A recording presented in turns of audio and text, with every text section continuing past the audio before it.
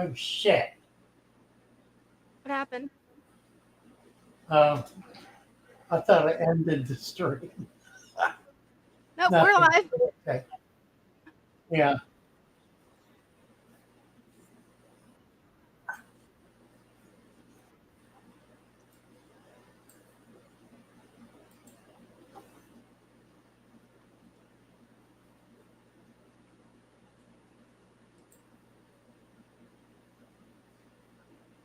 What am I doing here? I love my little fishes as they swim about their home. I love my little fishes as they swim about their home.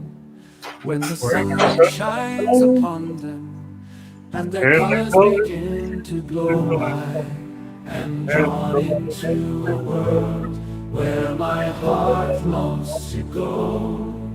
I imagine scenes of beauty and feel the warmth of love. I love my little fishes as they swim about their home. I have traveled the world over, but never found a peace that comes from watching my fishes as they swim about their home.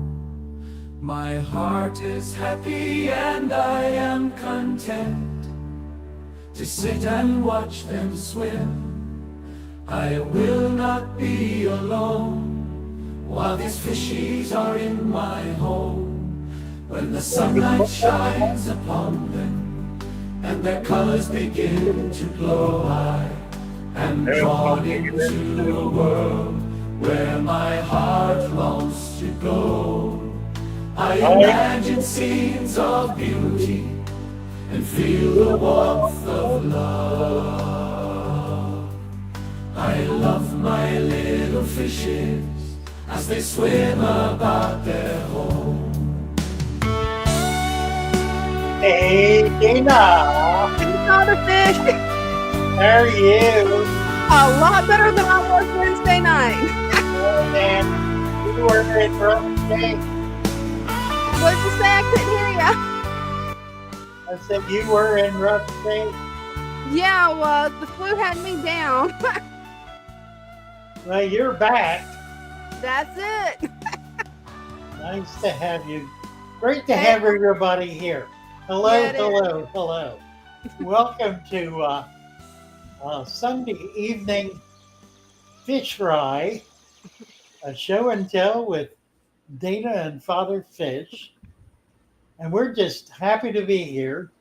Definitely. All ready for Christmas. Mhm. I have two more gifts I gotta get, and I gotta get them.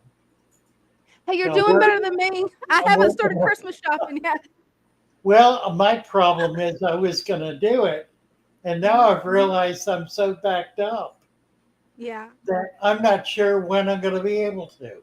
Mhm. So, but I gotta do it tomorrow Yeah. somehow. You'll So get it I done. don't know. Well, I suppose. Adam Ambrewster, Merry Christmas, Adam. Great to see you. Who else is here? Edward Haskett is here. Oh, let's see.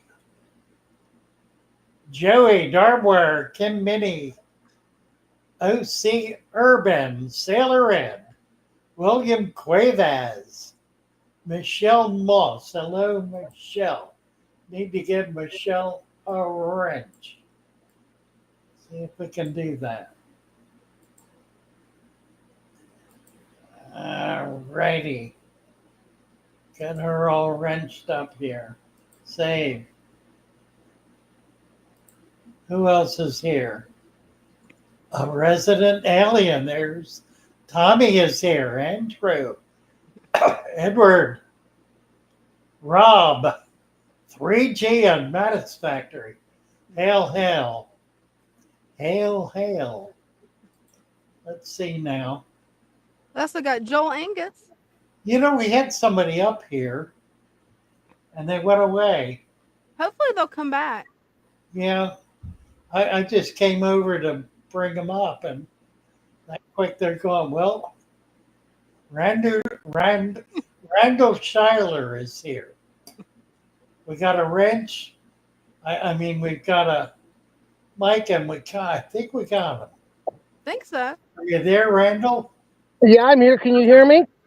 I can hear you. We can't see you. We Yeah. got Turn no. mine up a little. Oh, you're in your car. He's in Yeah, his car. Look at that. And sorry it's about that. Hey, it's the first time ever talking to you. I like your videos and your channel. I got a question. yeah.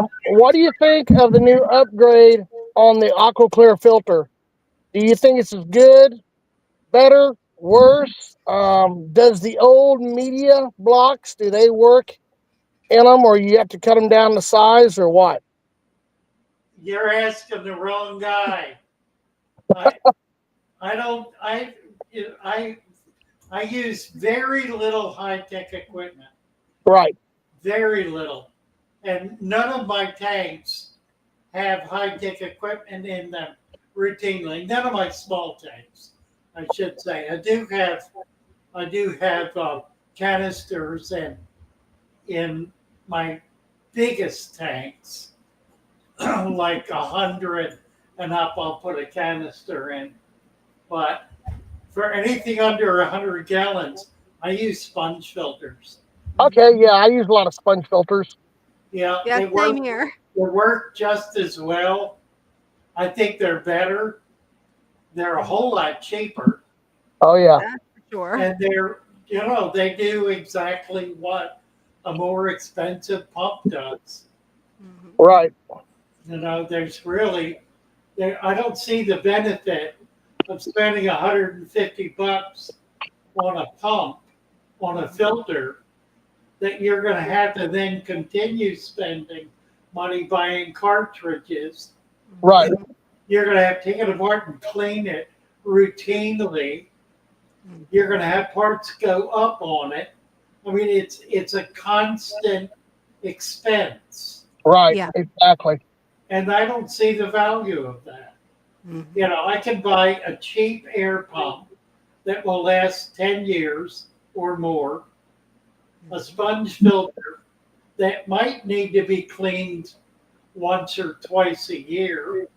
Right. And, Yeah, I'm, but your sponge filter is the heart of your aquarium. and I'm just as well off.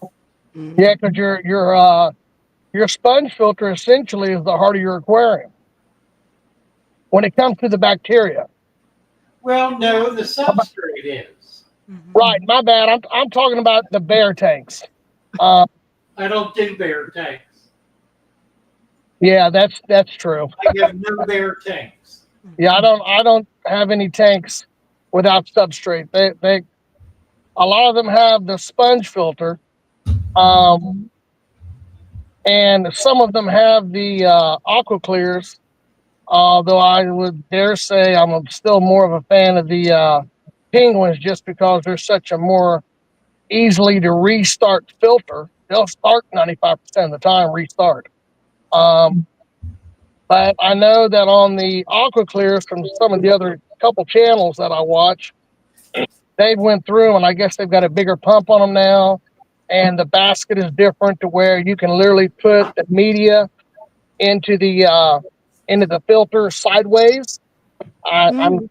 and the reason why they're doing that is to try to get better filter circulation of water through that media. But almost all of your tanks that I see in your videos, you use plants in them, right? And that's essentially your filters, aside from the bacterial Right? action. And the sponge filter gives me a little bit of current, Right. which keeps the water from getting stale, keeps dead pockets from getting created. Right. I used to use air stones, but obviously they go bad over time. And if you don't get to them quick enough, they'll ruin your air pumps. So, yeah, that's one thing I like about the sponge filters is most of them at the base, you can attach that air line and then you don't have to run the air stones. Mhm. Right. But Yeah, I use sponge filters in all mine except one, my very first tank that I set up. right, It's just easier. I mean, I don't have to worry about the maintenance of the hang on the back filter because that thing drives me nuts because it's constantly getting clogged up. we know a couple of the other channels, they talk about, I can't think the name they call it. It's basically what they're doing, even though it's a power filter, they're turning them into a biological filter because they're just gassing the filter box with different filter pads that they just change when they get clogged. Well, yeah, That's probably the big drawback with the Penguin filter, the Marineland filter, is you have to keep buying the cartridges. But I dare say for the novices and the ones who don't want to, really want to put a lot of time into their hobby, the cartridges, I would say, work best for them.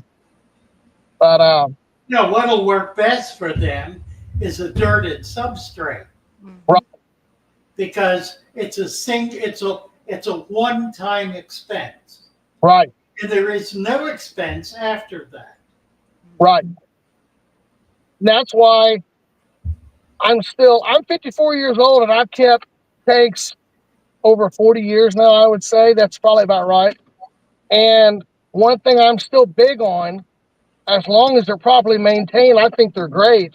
And that's the under gravel filters. I'm from Indiana, and my brother knew the man who started Perfecto, who started making the tanks, and then they made that Perfecto under gravel filter.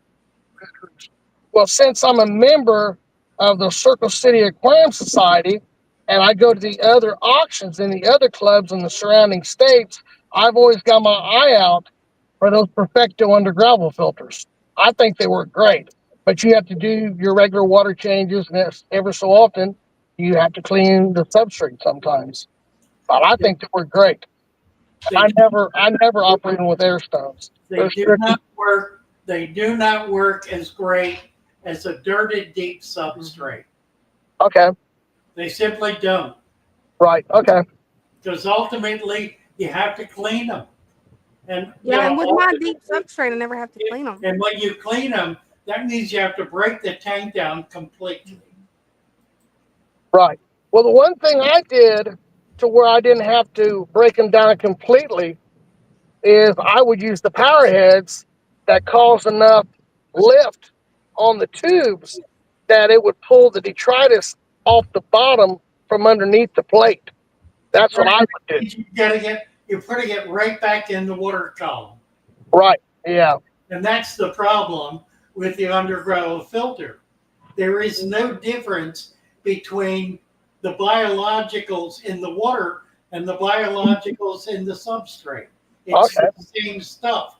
You're just pulling it through and keeping it mixed in the water. So your water never is able to really become pure and clean. Okay. All right. Yeah, I never really thought of it that way. I always kept up on my water changes and all that. But yeah, I totally get what you're saying now. Yeah. That's why you do water changes with it. Right. Because you're fouling the water. Okay. The filter fouls the water, just like having a no substrate fouls the water. The guys who are doing water changes routinely are doing it because they are fouling the water. Right. Okay. They have to change it or kill the fish. Okay. If you have enough plants, if you have enough plants, you don't have to worry about it. Why deliberately, as a matter of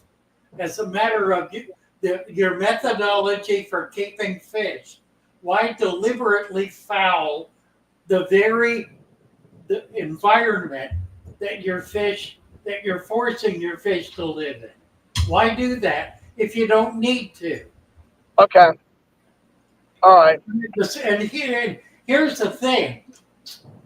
The really sophisticated people in the hobby are the saltwater people, and they are all virtually 100% deep substrate because they understand the importance of the biological system. Right. And yet The sand.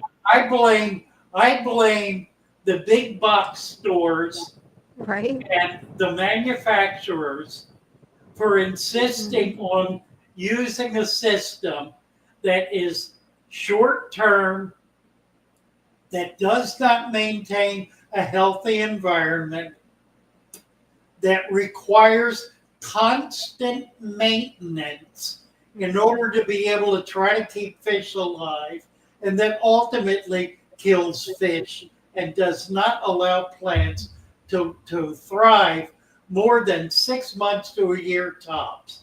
Mhm. Okay. That totally makes sense. I get that now. Um, yeah, I'm gonna start up a sand. I'm gonna start up another sand tank uh, this year in the spring, and I'm Well, gonna totally do it. I'm gonna totally do it your way. put some soil under that sand, and you'll have a tank that will last the rest of your life. Definitely. Okay. And the tank that I've got set up, if I can get my camera right there, that's a deep substrate fatherfish method tank. And I've got enough plants in it. I don't have to do water changes. I've got the water level a little bit low because I couldn't find a lid that fits that tank. I didn't want my rice fish jumping out. But I don't have to worry about vacuuming my tank, getting the detritus out. Instead, the plants take up that nutrients and actually keep the water column pure. It's just got a Right. sponge filter in it. And I haven't had to do any water changes, and I think I've had that one set up about 6 months. Okay. Yeah, with So as many tanks as I keep, I don't do water changes. you're essentially keeping the system closed, even though you're doing water changes occasionally. No, I You're don't do water keeping the changes. system closed and allowing the aquarium to do its own work. Yeah, well, what Okay. you wanna do is build a natural ecosystem within the tank. And it's not so Right. much that you got it really closed off, you just wanna have a food web, plenty of plants, and just let nature do its thing. Okay. Because I never do any water changes unless I see a problem, and I haven't had that problem to do a water change, so Right. Now, what did you put underneath your sand for your what Dr. Fish was saying? I So can't we think. have a formula. We Mhm. have a formulated product that we sell. We also teach people how to make it themselves. It contains 14 different elements. We make that simple by selling 12 of those elements as a supplement. Mhm. Or The you rest can of get it you can get in any garden supply store. Mhm. Okay. And yeah, and a All lot right. of times I just buy the Father Fish Soil Complete that has everything in it where you just add 1 inch to the bottom of your tank, cap it with 2 inches of pool filter sand, and you're ready to go. Okay. All right. Well, I'm going to keep in contact with you guys. It's been good Okay. talking to you. I'm sure I'm going to learn a lot more than what I've already learned. Um, You bet. get some of this marketing, excuse it, the marketing BS out of my mind. um, I thank you for allowing me to talk with you guys tonight. You betcha. Nice to chat with you, Randall. Thank you Thank very much. Merry Now you're, Christmas. now you're on every Sunday evening, Mhm. Sunday and Wednesday. Mhm. Sunday and Wednesday. I've got Okay. a YouTube channel, Father Fish YouTube channel, with 2,000 videos that Okay. explains everything about this. We have a book that explains it, Mhm. an ebook, and we have a Discord server where people can go to get help. Okay. All right. Well, So lots of resources. I'll I'll put the definitely be links in the tapping chat. into that soon. Okay. What time do you come on Sunday and Wednesday again?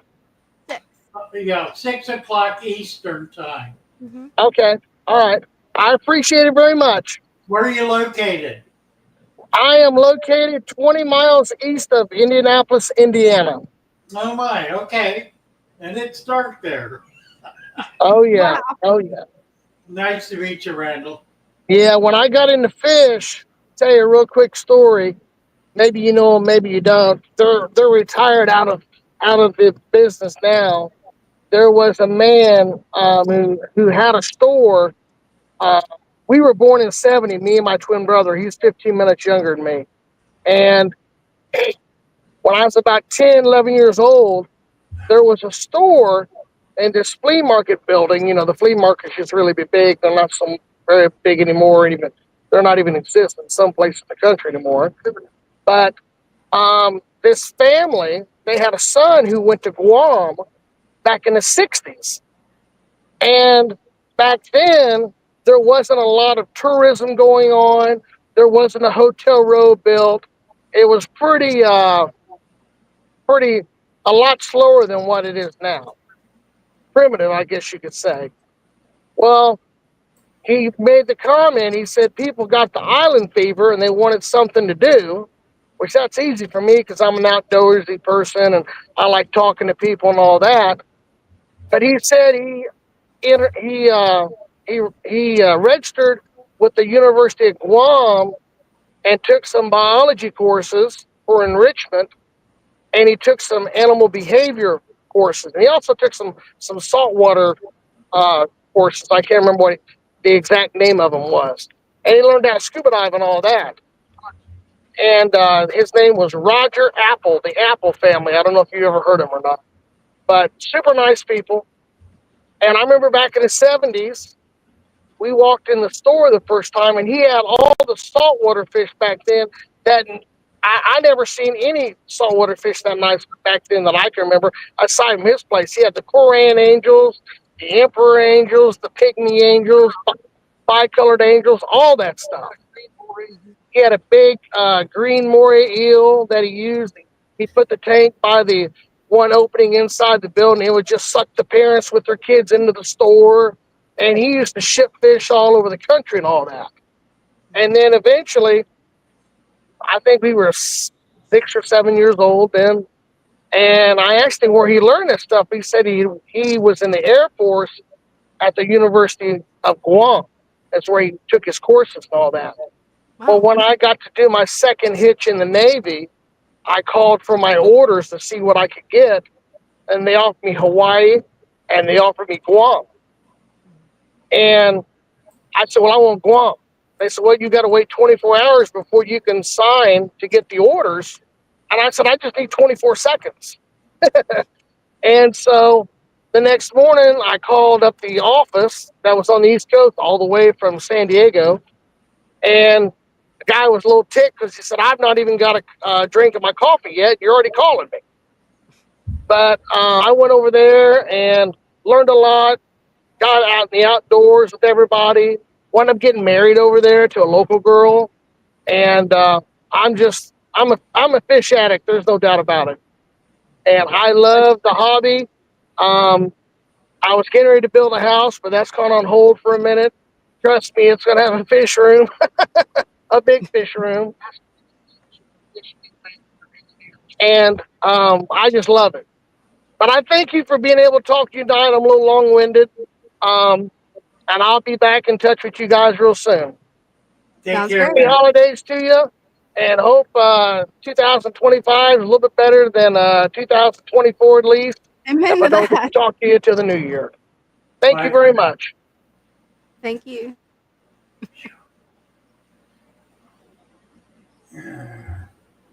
Oh, there's a question from Joey in my chat, Father Fish. He wants to know what size sponge and air pump would you use for a tank under 100 gallons? I use some of the 8-inch Mm-hmm. sponges, which is a big sponge. There is another one that's bigger. I actually don't think I have owned a couple. I don't have any right now. There's an 8-inch sponge. I think we sell it, in fact. Mm-hmm. That's really good for a 55 or bigger. 55 to even a couple of hundred. Although I find that with really big tanks, it just makes more sense to do a sump rather than having a couple of big sponges in there. But even with that, you need a second source of water movement. What you don't want to do with the big tank is have your pump go dead and have the water stop, particularly if you're keeping big fish. And the main reason for having big tanks is to keep big fish. But the oxygen demand for a big fish is much higher. A fish 12 inches long is going to use more oxygen than 100 fish 1 inch long. That means that big fish has a much greater impact on the system than a whole lot of small fish do. Primarily, that impacts your ability to keep big fish in a big tank without adequate support. Now, you can always do one fish in a big tank. When I met Henry Hall, who had been keeping fish, when I met him for as long as I have been keeping fish, he had no tank smaller than 100 gallon and no more than one fish in the tank. But some of those fish were 5 feet long. That's a big fish. The rest of them were 2 to 3 feet long. And now all he had was a lift tube, lifting water and dropping it onto a sponge pad sitting above the tank. He did not have lights on the tanks, and fed once a month. So and after he fed, a week after he fed, he cleaned the sponge filters and did a partial water change. That was his routine. So once a month he would feed one weekend. The next weekend he would change the filter, clean the sponge filters, squeeze them out, rinse them out, and do a 25% water change. So that was it for the month. And he maintained these monster fish. They became the first fish in the National Aquarium. It was the first collection of fish that was brought in there. But his fish then, because of the way he had it set up, if that pump went out, the fish would survive because the tank was big enough to support them. There was enough O2 CO2 exchange going on naturally to be able to support one large fish. If you have a large tank with African cichlids, and you've got, well, for example, I have a 120-gallon tank with about 50 African cichlids in it, many of which are 4 to 5 inches. If I let that go to the point where I had one source of moving water and that stopped, within an hour those fish would be at the top gasping for air. Within 2 hours, the weakest one would die. And that would create a cascade effect in which bacteria would burn up more oxygen, so that within the next hour, 2 or 3 would die. And in the next hour, 5 or 6 would die. And by 4 hours down the road, all but one fish would be dead. There would be one that would survive because the tank would be able to maintain enough oxygen to support one fish. That's simply It's amazing, but it really does work that way. I've had tanks crash, and I know folks who have had tanks crash in which not every fish dies, but every fish but one dies. Mhm. And it's consistent, it's coherent, and it's because there's simply enough oxygen left only for one fish. So the solution to that is to have two sources of moving water. Now, unless you've got some kind of a backup generator system, if the power goes out, you're still dead in the water, Mhm. literally dead in the water. So if you're going to maintain that kind of system, you really need to consider a generator backup Mhm. in order to be able to protect that tank from the cascade effect. There's nothing more devastating than spending a year, 2 years building a population of fish that you're very proud of and that are very, very hard to have come by, that you spend a great deal of money on, and then something happens to the power late in the evening. You don't get back to that tank in the next morning, and all but one fish is dead. Mhm. And it does happen. It happens. It, it just it's the nature of the system. So unless you're prepared to do one fish per tank, if you're going to do more than one fish per tank, number one, you need two sources of moving water, and you need a generator backup. And if you don't do that, you're going to wind up with 99 out of every 100 fish dead. It might take a year, 2 years, 5 years, 10 years, but at some point it's going to happen. So you need to simply prepare for that ultimate catastrophe. Mhm. And I think truthfully, a lot of fish keeping is that way. A lot of fish keeping is planning ahead to to to to prevent catastrophe. Thinking thinking down the line, thinking what would the impact be of what I want to do Mhm. long term? Is this something that I can do in my tank that's going to be safe and it's going to be healthy and it's going to be effective for the long term?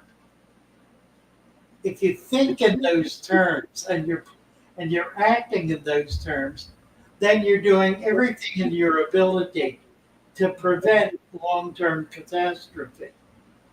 It also allows you to keep your eye open toward what's happening in the tank in terms of seeing the direction that things are going in. If you suddenly find that your fish are lethargic or they're hanging at the top, then you know you have a problem that needs to be addressed. And it doesn't need to be addressed tomorrow. It needs to be addressed right now. When you have an issue in your aquarium in which there is something struggling, in which there is some condition that is going in the wrong direction, Mhm. don't wait to see what happens. Now, I'm constantly advising that you don't just leap in there and do something. And I'm not changing that.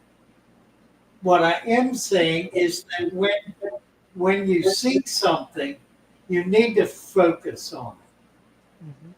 You need to study, you need to understand it, you need to you need to figure out what it is that's going on. And what you don't want to do is put that off until it gets worse. Because very often the worst is horrible. It can get worse real bad in overnight, in a day. A single fish that's struggling, if you don't deal with that then, tomorrow that fish likely is going to be dead. And if you dealt with it, if you had dealt with it when you saw the problem, you may well have been able to save it. And I speak from experience because I'm the ultimate lazy fish keeper. You know, I see a problem and I think, oh well, I'll have to check that tomorrow. And tomorrow comes and the fish is floating.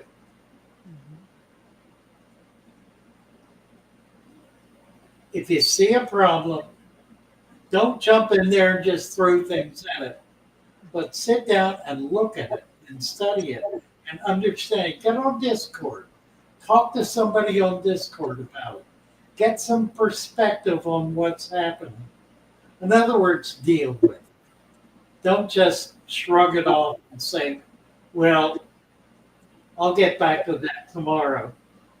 Because tomorrow, it's not going to be the same condition. It will have worsened. And it may well have worsened to the point where you're facing a real catastrophe. Right.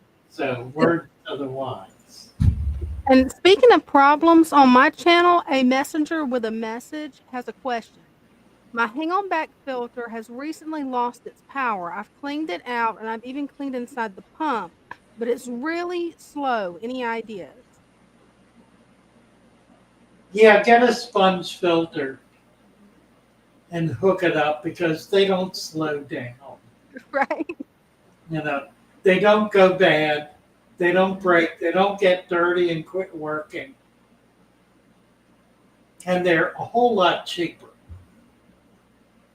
And you don't have to keep. It's what I've been talking about. It's relatively maintenance free. I mean, you get in there and squeeze it out once or twice a year. It just isn't a big deal. You know? And it gives you, it does what the big expensive hang on the back does. It does it consistently. All it's doing is moving water. That's all it's doing. It's moving water. That's all you need to have happen. You need to have the water moving. If you have the water moving, then the water that's at the bottom that has CO2 in it will come in contact with the surface. The CO2 will be released. Oxygen will be dissolved. And the water will continue to move. That'll continue to happen. That happens as easily with a sponge filter as it does with a canister or an expensive hang on the back or an RO or whatever else you've got hooked up on it. A UV.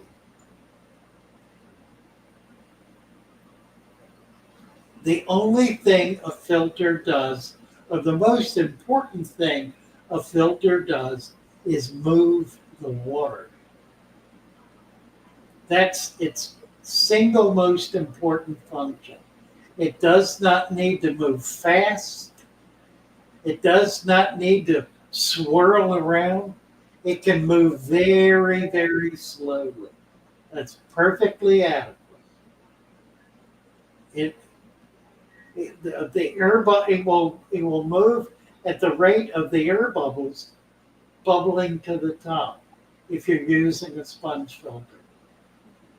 And unless something happens to the pump, those pumps hold out a whole lot better. Those air pumps will hold up a whole lot better than a hang on the back filter will. They'll work 5, 10, 15 years or more. I mean, it used to be when I was young, the diaphragm wear out. The diaphragms don't even wear out on these new filters. They use silicone rather than rubber. Rubber deteriorates. Silicone doesn't. It just keeps going forever. It'll go for 50 years. Wow. They've been around long enough for them to wear out. The interesting topic, isn't it? Actually, it is. Yeah. And I'm so glad this fella came up Hmm. because, it allows us just one more time to really take a hard-nosed look at what the industry is recommending as tools for maintaining aquariums. And by and large, what they're recommending is not particularly beneficial, at least not more beneficial for the aquarium than the simplest thing we can possibly. Hmm. And more often than not, the simplest thing we can do is the best thing we can do because it accomplishes exactly the same thing as the most complicated device. Right? What is the purpose of a filter? The purpose of a filter is to move water. That's it. And a sponge filter does really good for that. Move water. That's all it needs to do Mhm. is move the water. And the sponge filter actually moves more water than a hang on the back because not only is it pulling water through the filter, but when the air bubbles are released, they're moving water. So Yeah. it's a double action. It's creating a Venturi effect, which sucks water into the sponge, filtering it, but it also creates a dynamic effect with air by putting air in the water. Hmm. Air in the water also causes water movement. It creates a whirling kind of effect. So Yeah. it's And really more effective than simply a stream of water flowing into the tank. yeah, absolutely. That's the reason I only have one hang on back filter that I'm still using, and I'm debating on tossing it in the trash because it's too annoying. I love the sponge filters. They're just easier. They're less of a headache, easier to clean. You don't have to worry about, okay, do I have to fix this little mechanism that broke inside of it? Yeah, they don't crap out. Exactly. You know, you get it a little out of balance and it quits working. Mhm. Something happens to the impeller and it quits working. Right. You get some sand in there and it quits working. I mean, on and on. Yeah. And I've been fighting with mine because it's honestly doing the same thing as what a messenger with a message what his hang on back filter is doing. And I've already been looking. I was like, I just want to go ahead and throw a sponge filter in there and be done with it, and not have to have the headache of the hang on the back.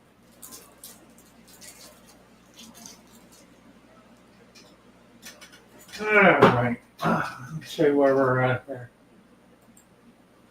See. Radina Winsbury. I just put a sponge in my filter instead of the floss. And Caring for Animals said, could I make a podcast on Spotify? That's interesting. Why don't you look into that, Dina? Hmm.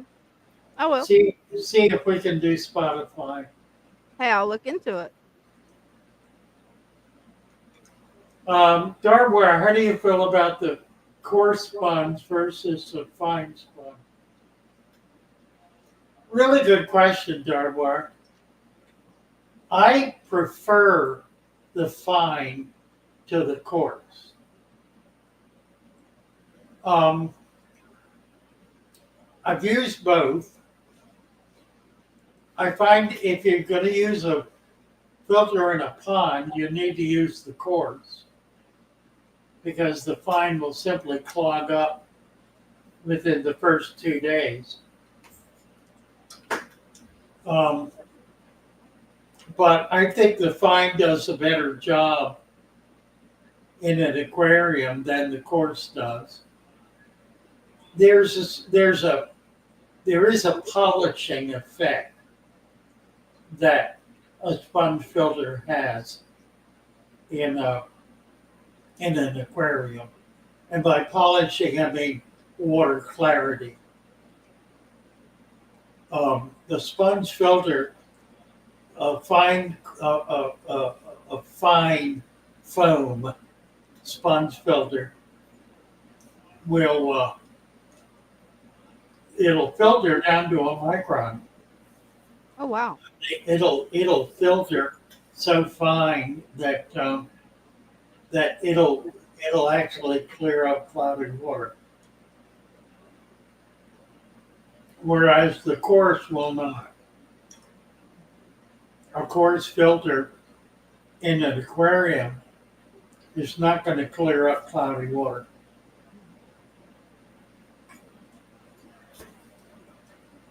But it works a whole lot more effectively in a pond where there's a whole lot more detritus. It'll just keep going longer. The problem with a fine filter, the fine sponge in a pond is it clogs up almost immediately. In a matter of a week, it's clogged.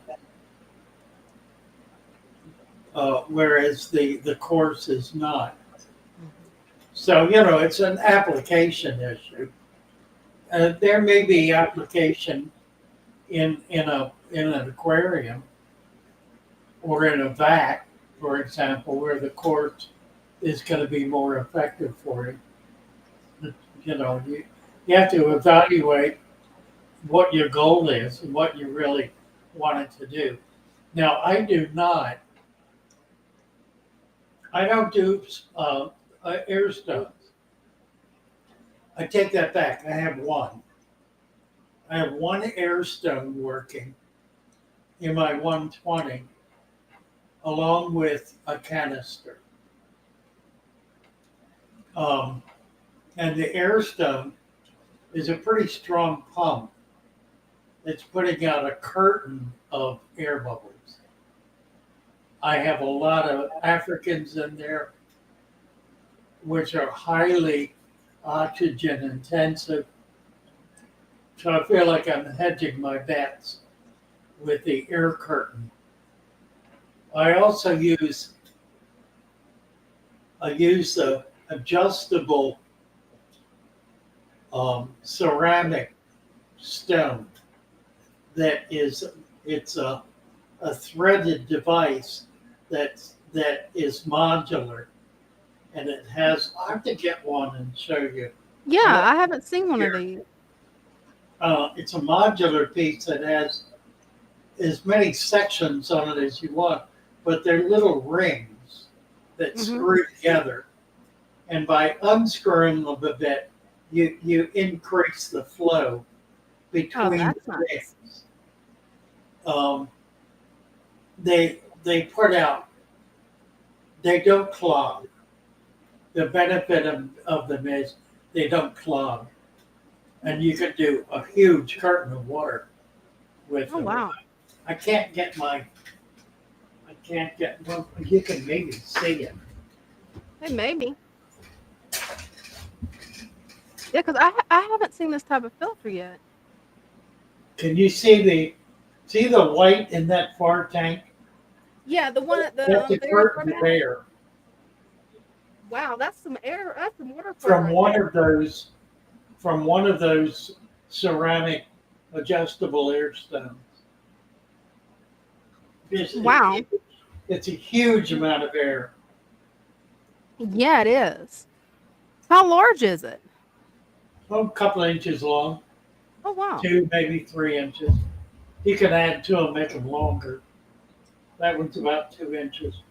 Do you have any that aren't in the tank at the shop where you could show us? No. I have some I bought years ago.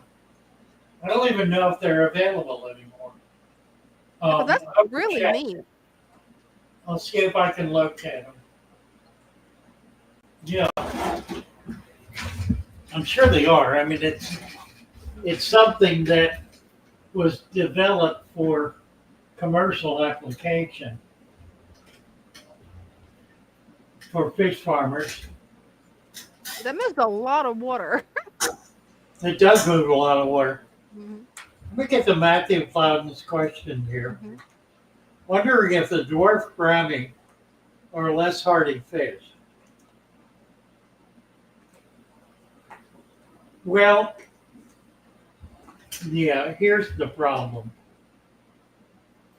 The dwarf brownie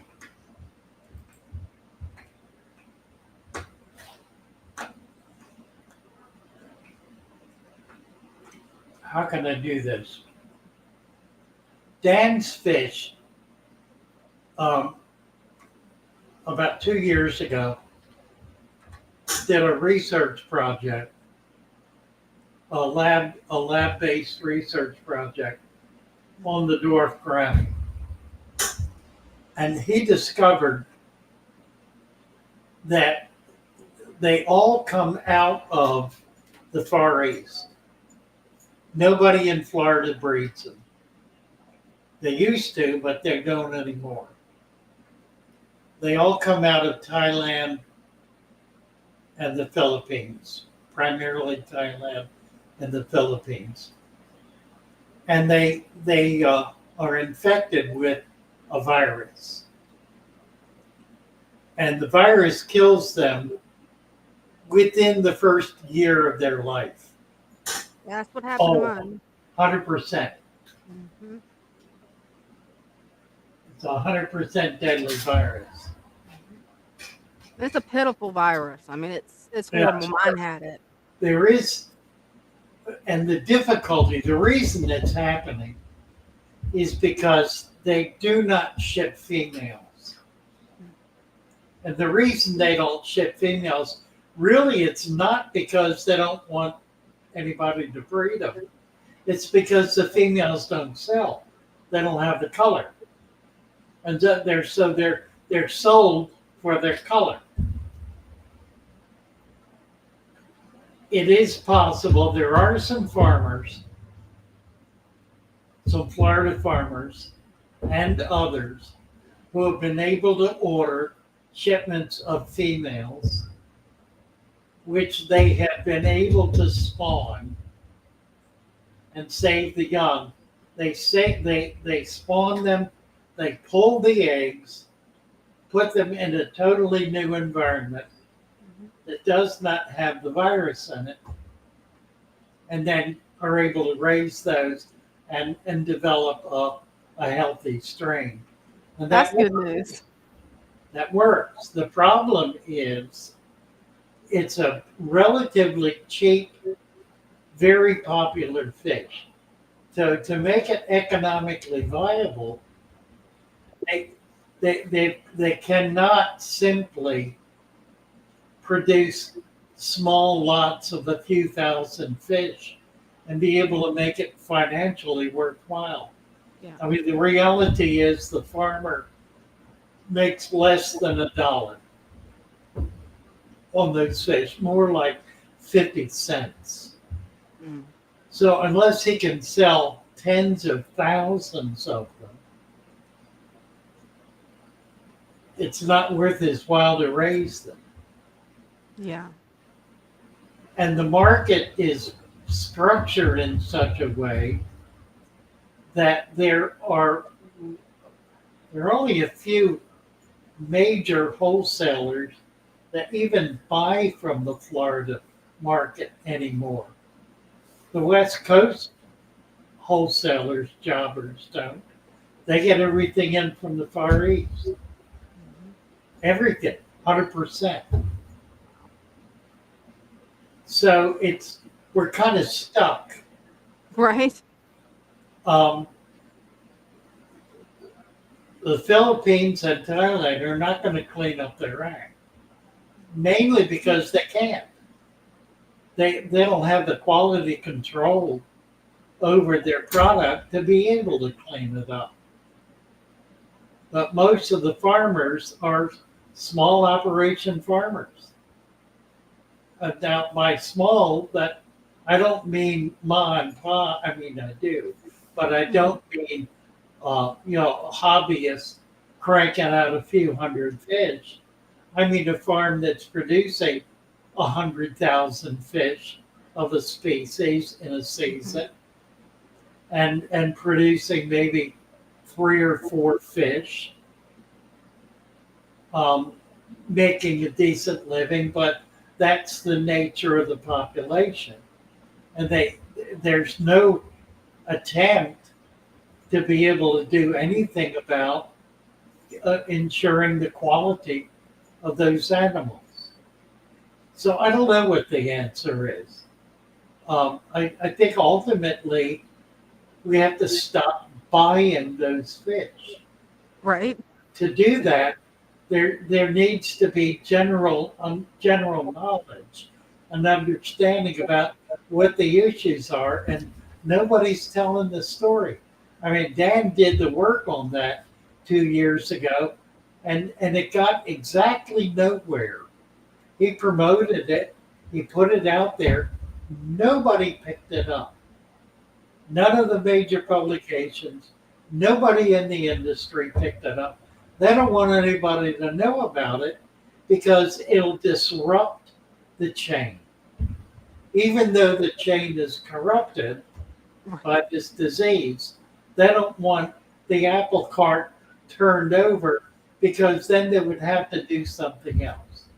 So they're taking advantage of people, like Mhm. selling product that is not a healthy product. Mhm. I think it changes when the hobbyist demands that it change and is willing to spend the extra dollars to get something that's quality. I think Dan is producing in-house product now that's not diseased. He was. Whether he's still doing that now or not, I don't know. But he was. And there are, I know, a few farmers who are doing it. Their problem is finding a market. So maybe what we need to do is develop new and better markets for new and better product. Absolutely. Jacob Wade is here. Hello, Jacob. Hey. How are you guys doing? Good. How are you? Pretty good. My leaves are breaking down really nice. Oh, nice. Back, Oh, good. Yeah. That means you have microfauna in there eating them. Mhm. I put a lot of them in here. They're breaking down over here too on this side. That's great. It's over. That jungle vow. I found out that corkscrew would kind of fight with my jungle a little bit. Do you think that would hurt my jungle vow? Cause I mean I love this jungle vow. I No, love Val. no, not at That is all. beautiful. No, I don't think you could beat it with a stick. I mean, Right. I've had it take over more than one tank. It's amazing. So So is this algae right here? Because I have this on this glass. I guess that's algae, that spotty Yeah, stuff. yeah, you got a little of it growing on the leaves too. It'll grow on the old leaves. I'm gonna be Yeah, right it's back. only on it very, very little now. Before it, black algae would come in and overrun every single Yeah, plant I had. if you It's cut all the be light, if you cut the light back an hour or two a day, or turn it off completely for 2 to 3 days, the algae will die off quickly. See now when I did that, it made my plants wilt really bad, like fold over. Is that because they wasn't getting light? Well, yeah, probably, but it's not going to kill them. Not in a couple of days. Sweet. All right, so maybe I'll have to do that. Well, I mean, the levels of it now are very maintained compared to before, so it's not Yeah, really doing nothing right. anymore. right. But Yeah, I don't think that you've got a real issue, but you know it happens. I have a tank that does that, um, and I have to keep the light low on it for a couple of days to get it under control. wow. All right, because now what if my light is only one of them lights that you just turn on for day and then nighttime? Then just cut Yeah, back just the out. cut back the hours or turn it off completely for like 2 days. Okay. All right. I really wish everyone could smell my water because it just a water smell. That's I it. know. It just smells like warm water. Yeah, yeah, right, So right. awesome. Like before, even the water change I did before on my old tanks or getting near my tank, it would always have this like fishy smell. Even coming back the hallway, you would smell it. You could tell. Right. Now there ain't nothing to it. And see all the jumpers? I got a lot of them guys. They sit up here on top of the valve. See the little salt looking thingies? I have a couple of fish. I have hatchet fish and medacas that love those little things. I'll move And them then out of one tank and put them in the other. Hi, Brenda. Brenda's here. they're back there one back there they kinda look like a You whole see bunch of pieces. anything? Do you see any of the fish eating them? Oh yeah, they love them. I wish I could get a slow motion camera because I would get a perfect photo because it would be a fish coming out, open its mouth, and then and then it would go right back under. I wish I could get a slow mo camera to catch that. Yeah, that's cool. That would be so cool, very cool to see. Just to be able to see that happen, because I mean they do it. They'll sit here and then you'll see them sometimes in the water column. They kind of look like they're freaking out, but what they're doing is they're chasing them little things. Right, right. Let's But see. yeah, Matthew's looking for a hearty centerpiece fish for a 20-gallon. You know, the simplest one, Matthew, is an angel or a couple oh of angels. I mean, that's a magnificent centerpiece fish that's perfect for a 20-gallon tank. You don't have any angels in your tank, do you, Jacob? no, I actually didn't want to do these platies. I really wanted to do angels at the beginning. I was thinking angels and tetras. Right. Would the tetras get along with the angels? Because I was thinking because of the size, I could maybe get 4 or 5 angel fish. Yeah, larger tetra will. Okay. Like neons won't. The angels will eat them. Once Ooh. the angel gets about 4 inches, it starts eating all the little tetras. Oh man. Yeah, I guess that tends to happen. Because I mean, I don't think I've ever seen a full grown one, and they say them things get huge. Oh, they do. They do. 6 inches or more. They can get really big. Wow. My Yeah, I one would friend. recommend angel as a centerpiece fish. It's Oh yeah. easy to get. You can get really pretty ones. They're not aggressive. They're not going to beat up on other stuff. They don't swim around a lot. They're more stationary. It's really a perfect centerpiece fish. And I found that when I added all these leaves, I've actually see more more cleaning coming from both my plecos and the what are them things called clown loaches. And I've Well, seen that yeah, they're and I've finding food. They're finding more food. and I've seen that the assassin snails, I've still got 2 of them. So they did not kill the assassins, but they killed every single blue ram horn. Yeah, I would get those assassins out of there. They're eventually they're going to find them. Well, the problem is the assassins are preventing any other kind of snail from being able to survive. Mhm. And there are a lot of snails that are very desirable. Oh, absolutely. Well, see, I didn't have no issue with the assassins. I was getting actually an overrun tank of pollution of snails, but then when I put those clown loaches in, they wiped them out That's in like true. less Yeah, yeah. True than an enough. hour. Yeah, that's I true.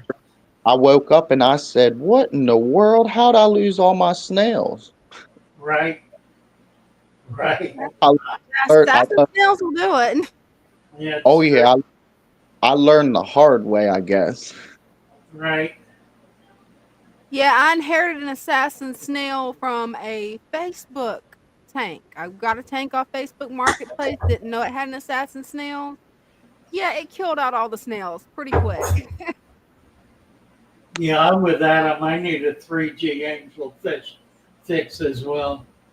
Mhm. Need to figure out a way to get some fish shipped in from 3G. Yeah, this jungle vow is just it's only about 3 months and it's over 4 foot. I guarantee it's working its way to 5 feet already. Yeah, I had the biggest I ever had was about 7 foot. I could hold it with my hand straight up in above my head, and That it is would cool. Wow, hit the ground. that is insane. Amazing. Yeah. Yeah, it is. And that was grown out in like a 20-gallon tank. Wow. In a 20? Yeah.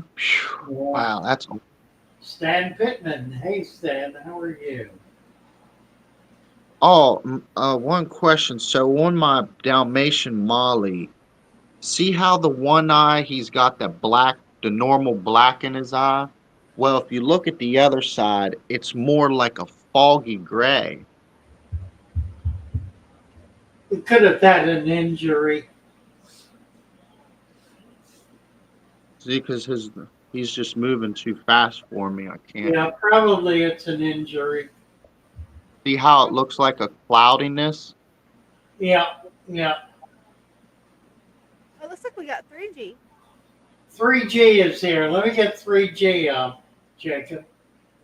Alrighty, you guys have a good one. Thank y'all for having me. You too. Merry Thank you for Christmas coming to up. you. Thanks to Merry y'all. Christmas. Thank you. Bye bye. Hey. There he is.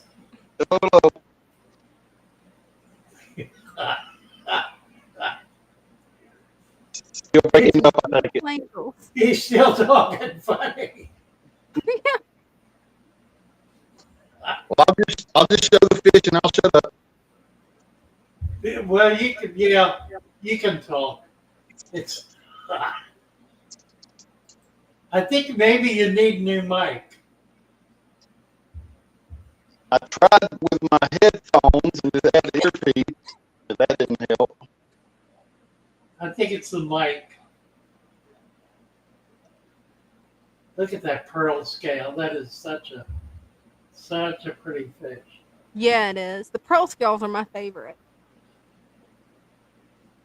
So how can we get some of your fish shipped out 3G? Well, there's a thing. I'm kind of shutting my fish room down. Oh, What? I'm I'm gonna quit breeding fish per se and just have display tanks pretty much. And okay. if the breeding occurs, it occurs. I'm gonna quit. I'm tired of baby brine shrimp every day and not being able to go and do things because I got to feed the babies Yeah, every I day. hear you. I hear you. And, It so does lie down, doesn't it? Yeah. I'm gonna probably go down to. I'm not gonna have any tanks smaller than probably a 40 breeder, Okay. and that's gonna probably leave me with about 15 tanks. Nice. So anyhow, just kind of do some different stuff. Well, that'll work until you get a spawn of those guys. and then you're gonna be right back into it. right?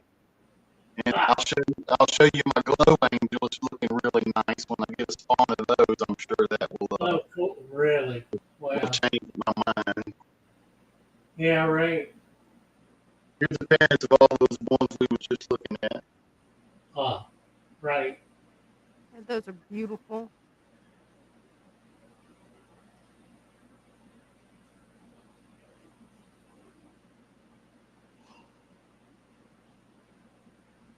I love those pearl scales. Yeah, it's pretty fish, isn't it? Yeah, it is. Look at the koi. That Yeah, is so much yellow. I've never seen that much gold. Look at that. That's amazing. Yeah, it is. Fish's entire body is gold. I'd love to see those with pearl scales. That would be so cool. Oh yeah. That'd be a cool cross. Yeah, it would.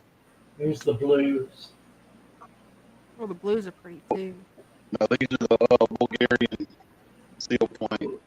Gilbert, Bulgarian, right, right. Red eyes, pink nose, green body. With a pink eye. Yep. Love it.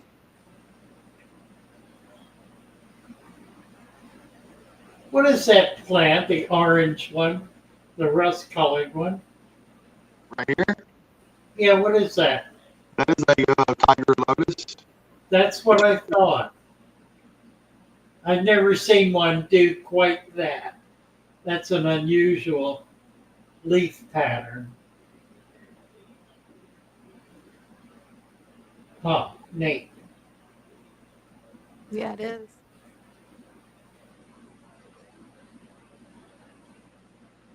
Ooh. Ooh. I love their fins. Some babies. Oh, the babies are so cute. All right, let's go look at the pink ones. Oh, yeah.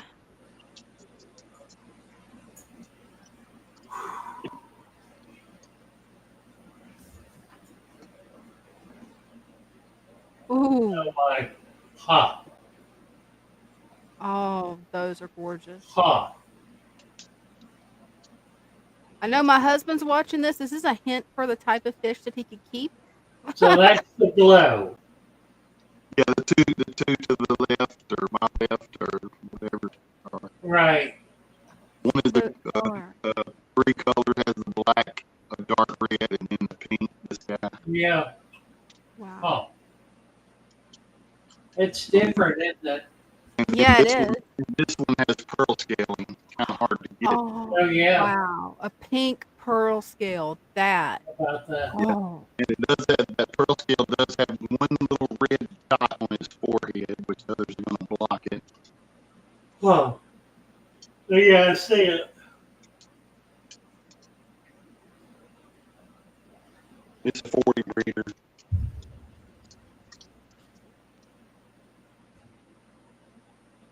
Amazing. Yeah, they are. Adam said he needed an angelfish fix. Well, I got that for y'all. Right. Ah. Right.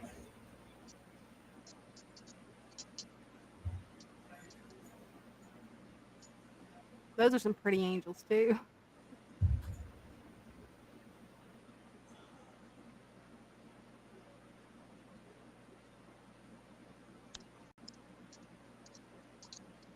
Pearl scale common. Big boy. Scalaire. It doesn't matter what color they are. Any of them that's pearl scale, they are just such beautiful fish. Ugh.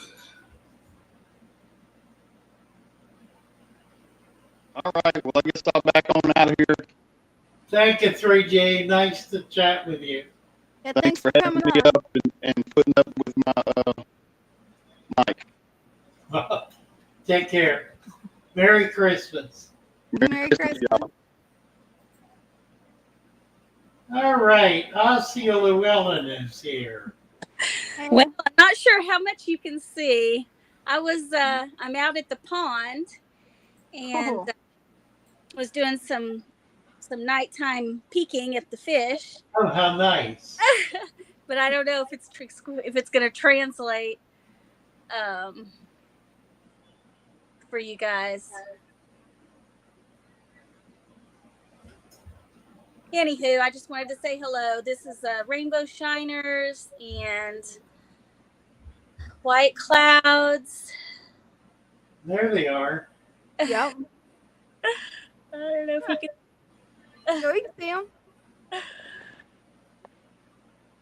And uh, yeah, they're happy. It's cold, but they love the cold water. And there's a couple of golden dojo loaches down in there too, but you're lucky if you can spot them. Nice. Anyway, y'all have a good evening. Thank you, The ponds are doing great.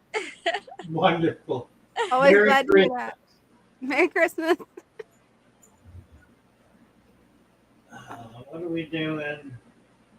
We got an hour ahead of us. Mm-hmm. Ooh. Oh. Oh, why? Yep. I'm ready to go to bed. Shut it down here. I feel you on that. The later it gets, the more I'm reminded I've still got the flu. That's the reason I ran and got another spoonful of honey. Right. Redneck says, Dan Pittman, Black Angels are calling me. I don't think I have any. I need to get some. That when I was young, that was the best that was available were the blacks. Yeah. A black lace veil was the epitome of the very best fish you could have.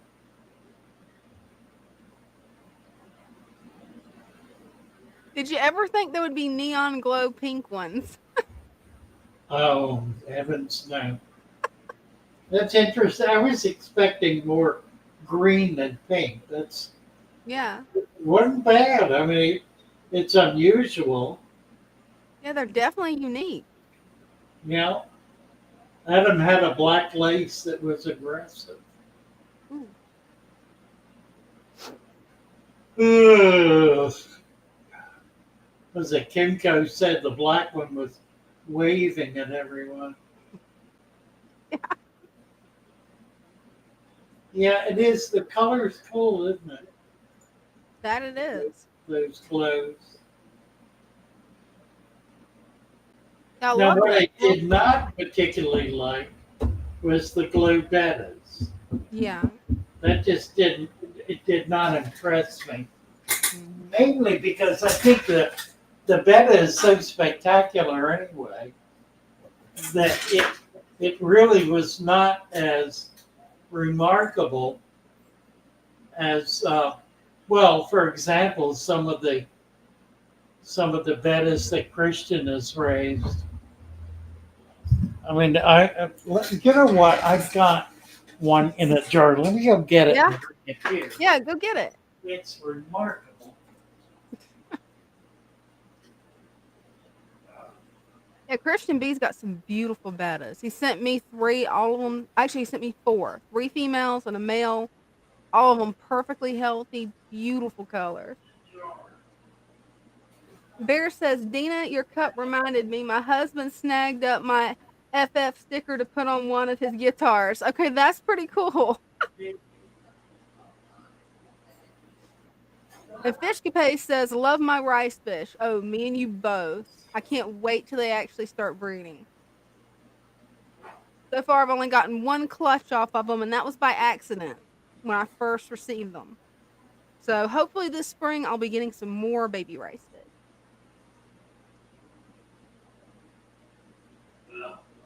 Still got a little bit of the flu, so... but hey, we're going to push through this. Let's see. How many tanks do Oh, you have, dear. Dana? Around 12. Oh, let's see if we can make it where it shows it all the way full screen. There we go. Look at the colors on that betta. Where do you see it flare? Oh, yeah, we gotta see him flare. I love when they flare. It's so adorable. This fish has so much fin that it Right? can't swim normally. Yeah, he's got some long fins. How many colors does he have? I can see at least 4 No, different colors. I think it's got 5 colors on it. Wow. It's got a splash of iridescence. Oh, that's a beautiful fish.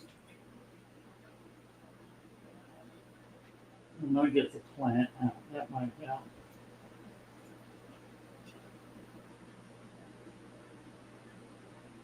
Oh, there he goes. Jeez.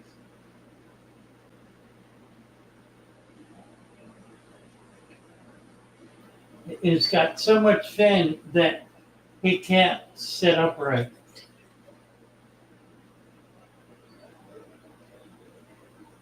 I've never seen one with fins like that.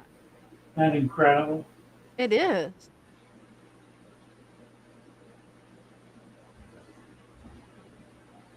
I come to think of it, I've never seen a betta fish that has 5 different colors either. Are you planning on breeding him?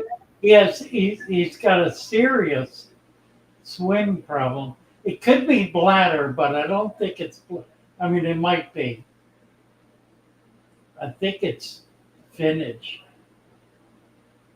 I think his finnage weighs him down. Now, what a breeder would do is cut those fins back so it could swim normally in order for it to be able to breed. Yeah.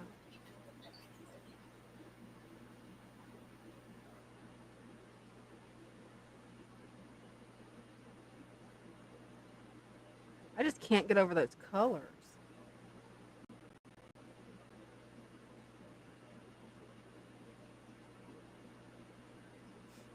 So is it necessary to cut his fins back, or will he eventually build up How he's strength? struggling. Now he eats. He's grown. I've had him for what, 3 months? Yeah. And he's more than doubled in size. So he's not unhealthy. He just got too much finnage. You wouldn't be able to show him because he really can't. He can't stand up normally. Yeah. Do you plan on trimming his fins? No, I don't. I'm just going to keep him in a bowl. Yeah.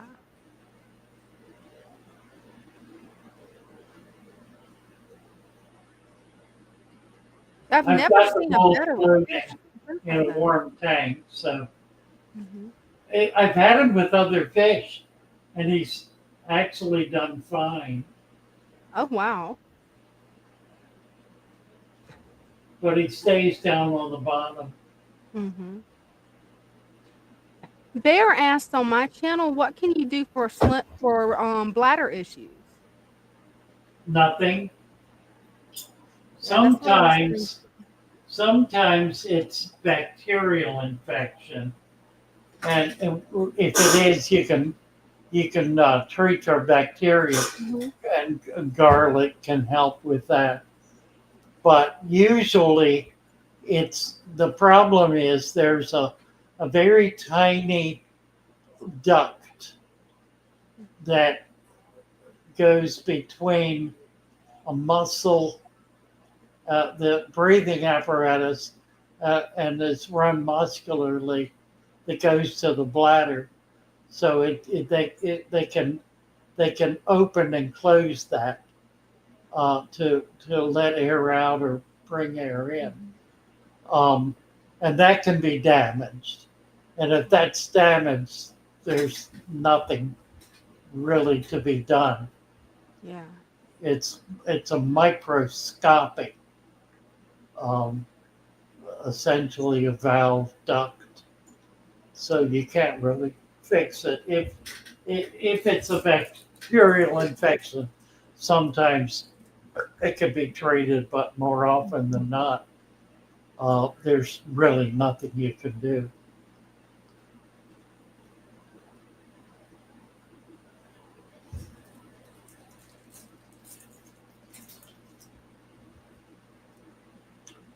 Talking about Brenda's cold remedy. Yeah, that stuff's good. I had to run and get another spoonful of it because my throat was starting to act up again. Brenda is an herbalist, hmm and she manufactures dozens of products for all kinds of things. You know, everything from lotions to mosquito repellent to soap to, she gave me something. What was it? Oh, it was, I had nasal congestion. It was one of those little breather tubes. And it's amazing stuff. I mean, it's all homeopathic. It's all herbal. There are no It works chemicals really as well. much involved. And yeah, it's just brilliant, brilliant Yeah, stuff. it is. I'm Yeah, the trying honey mixture that she taught me how to make, that stuff works better than any cough drops I've ever had. you know, I mean, it's amazing. we really need to get her focused on that. Getting a. I'd like to help her get a website together That would be cool. to be able to promote this stuff. hmm I guess there are other people doing it. I haven't looked. Ashlyn is here. Hello. Hey. Hi there. Can you see all right? Yes. Okay, this is my 10. I have 3 tanks that I'm going to show you. This is my 10-gallon tank with my short fin betta. He's kind of hiding in the back. Let's see if I can get him to come on here. I have like a little feeder ring. This is where I feed him because I have so many floating plants. So I try to like tap the water to get him to come up here. Okay. Let's see if he'll. Oh, here he is. You see There him? he is. Up there waiting to be fed. What'd you say? He's up there waiting to be fed. Yeah, he is. He's so smart. I've kind of like trained him to come over there, but Look at that. I love him so much. And then I've got a thank you. I've got a little snail right here. This is a mystery snail. Yep. And yeah, that's my 10-gallon tank. Some nice plants. Yeah. Oh my gosh, this hornwort has grown so quickly. Oh my goodness. Yeah, it will. Yes. Sometimes It's one of my gotta favorites. right. I gotta like trim it back sometimes because I get worried that he's gonna get stuck in it. But that's my first tank. Now I'm gonna walk in here and it might start lagging. So 1 second. Hold on. Let's see. Yeah, I love hornwort just because of how quick it grows. It's really I amazing. do too. This is my 55-gallon, and Beautiful. thank you. I have so much water lettuce. Oh my Me too. It'll take over. Yes, it grows so much. I really need to take some out because these plants aren't getting as much light as they should because it just grows like crazy. This tank needs a little bit of cleaning done and maintenance done, but big ones too. Oh yes, they Those are some grow. healthy ones. Yeah, I really enjoy this plant. I love how long the roots get on them. Same here. And I've got cherry barbs in here, and I've got a couple Denison barbs in the back with some albino cories. Beautiful.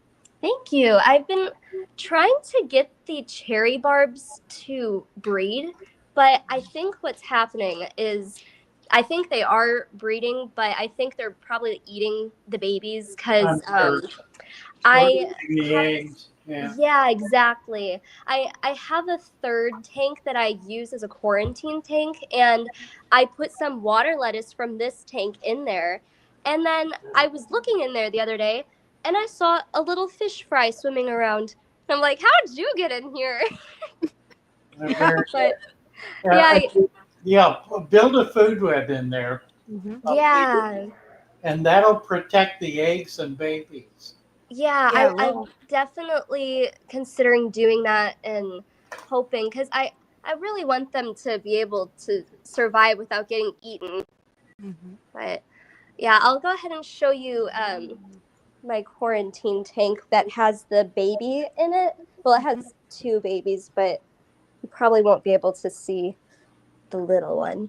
Okay, she is all the way Oh, look at yep, that. right there. yep, Sure enough. Yeah. that's adorable.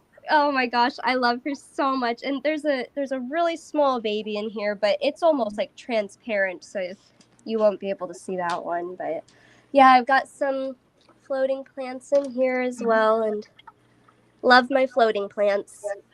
Ah, nice. Nice. Yeah. Very Well, nice. thank you so much. So that's all I've got to show for you today, but thank you so much for having me on Well, here. thank you. You're very welcome. Delighted to have you. Thank Merry you. Christmas. Merry Christmas to you too. Bye-bye. Bye-bye. Bye. She had some beautiful water lettuce. Yes. Let's see.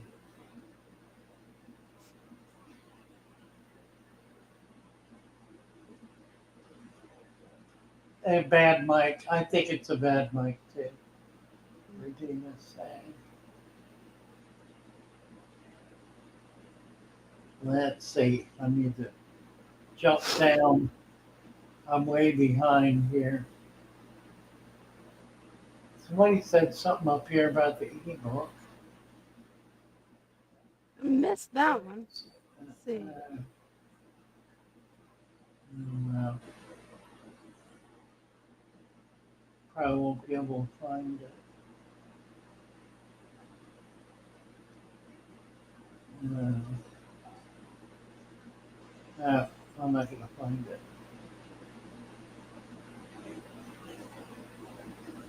Yeah, I'm looking to see if I can find it, but I don't think I'm going to be able to find it either.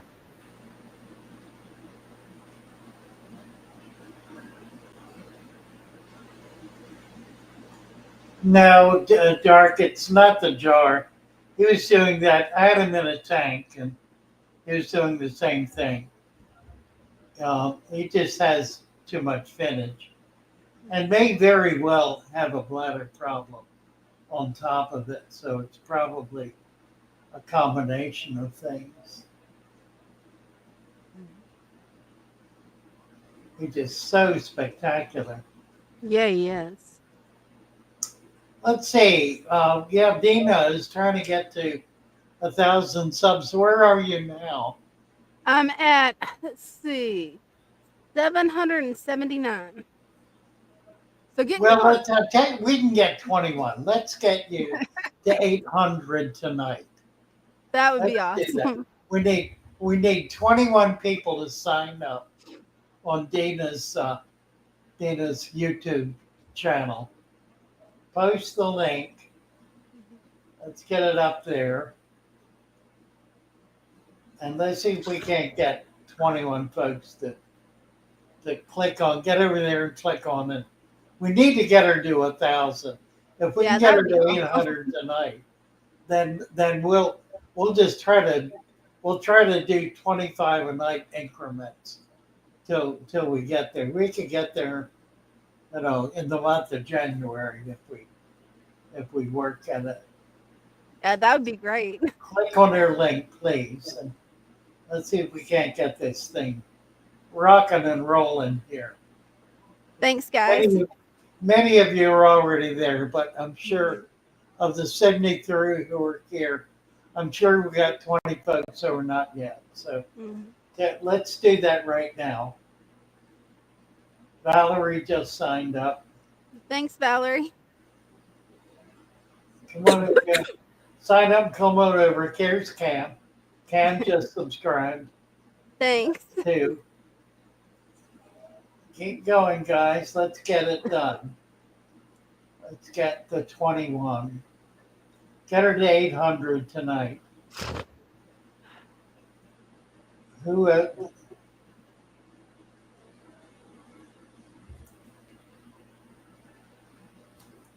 Post a link again. Let's get it.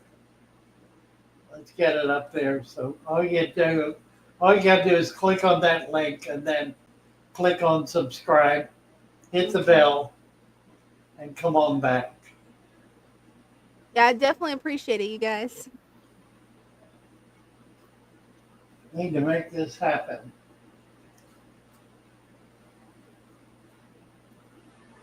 Thanks, Christina. 4, Christina. Can't subscribe twice. I know. Louisiana Bob.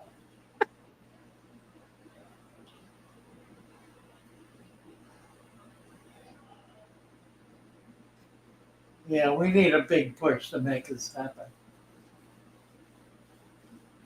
Thanks, Redneck Redneck Lake Live. and House of Pisces. Thank 5, you. 6, 7. Nobody did redneck, but somebody thought about it.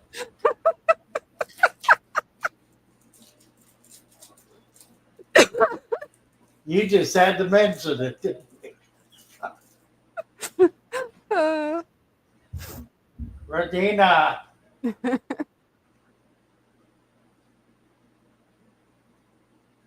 Thanks, guys. Yeah, absolutely, Mary. Absolutely. Oh no, just put it in, Radina. Don't try to disinfect plants. You'll kill them. Yeah. The plants are going to be healthy. I would not ever worry about that.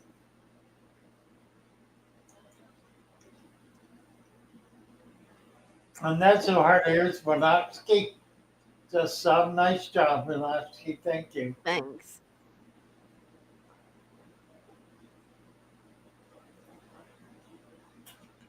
Yeah, Dina's doing videos continuously. She does a lot of shorts and then some longer ones as well. So it's not a dead channel by any stretch. Yeah, just the last week I've had the flu and starting to lose my voice again, of course.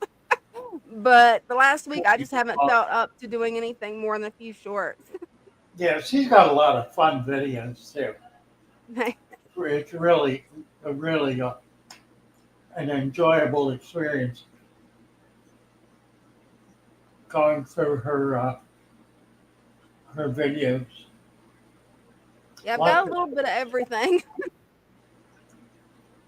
A lot of dog stuff, a lot of farm stuff, a lot of chicken stuff.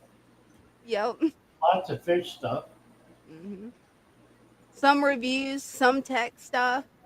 A lot of times when I learn something new about AI, I'll make a video. Doesn't always get on the channel because if I don't think it's good enough when I make an AI video, I don't put it up. But it's usually like how-tos and reviews too. Okay, Jordan Morgan is here. Jordan, we need to get your camera on and your mic on. You can do that. I'll bring you up. Went away.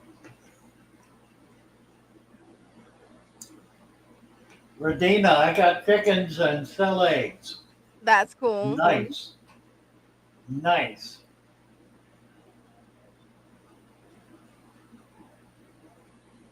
Bear says, don't forget the little thumbs. You betcha.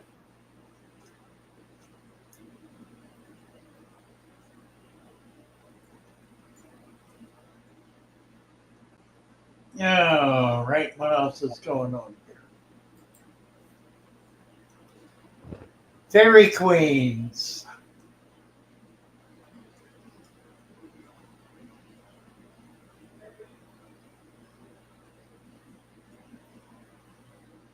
Sun and Moon asks, Father Fish, do you like crabs or crawfish or crayfish?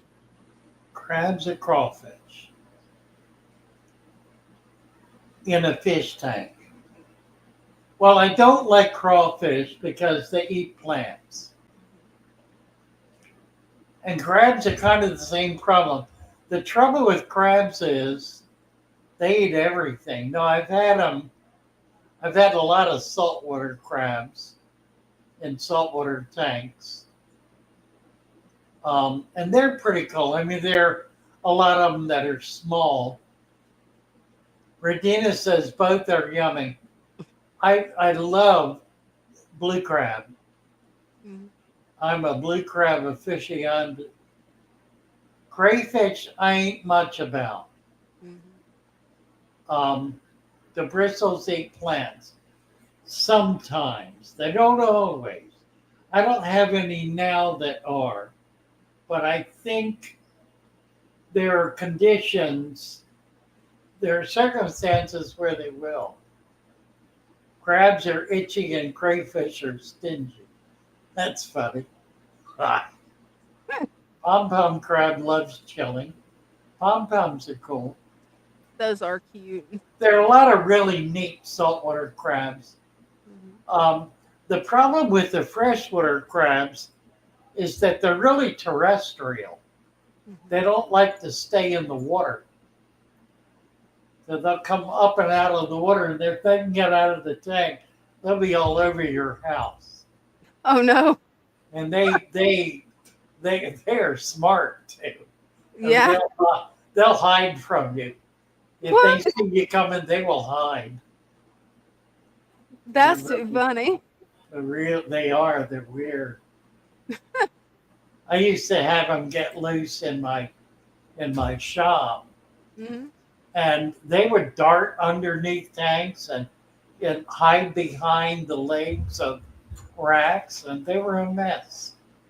They were I would have never have thought they would have been that intelligent. impossible. Wow. Impossible. Redina likes a mono shrimp. Somebody asked me about those earlier today.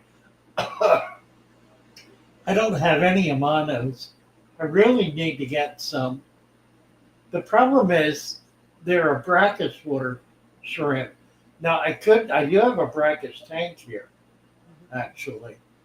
I could put some in there and maybe get a colony going to be able to, because that's what I try to do with the Neocaridina. I've got a population of them, so I always have them available. Let's see, Mary Oliver, been without phone cable last few weeks. Mm. Good Lord. Craziness, Mary, craziness. Amanos, Redina says the Amanos will climb out. Oh, I did not know that. Sunny Moon says the farmers in Asia raise freshwater crabs in their rice paddy fields. And when the rice is ready to harvest, the crabs are too, and they sell them both. They will get big. Yeah, they get big enough to eat. Oh, wow. I didn't realize they got that large. Well, there are those that do. There's one called a coconut crab. Oh, I've seen those on YouTube. They Yes. get huge, and they're supposed to be about the best tasting fish there is. Mm-hmm. I mean, if they're eating coconut, excuse me, if they're eating coconut, they probably aren't. Redneck life. Fresh crayfish out of the creek.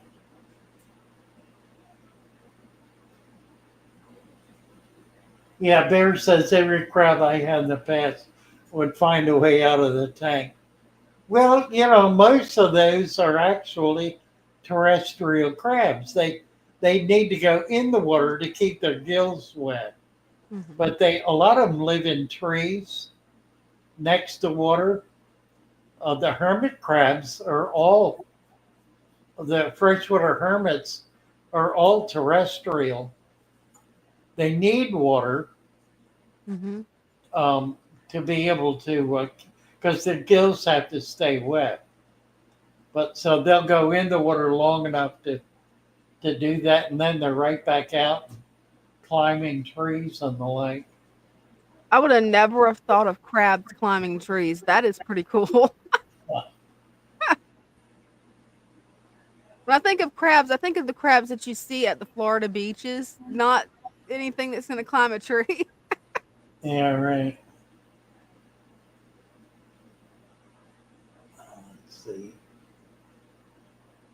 Where are you at? Where, have we hit 800 yet? How close are you? I'm going to hit refresh and see. Wow, we're actually at 792. Thanks, guys, and thank you, Father Fish. 792. Need eight Yeah. more. Let's get eight more, guys. Eight more people need to sign up for Dina's on Dina's YouTube page. Any of you who are not signed up, post your link again. Let's do this. We're gonna get her to 800 tonight.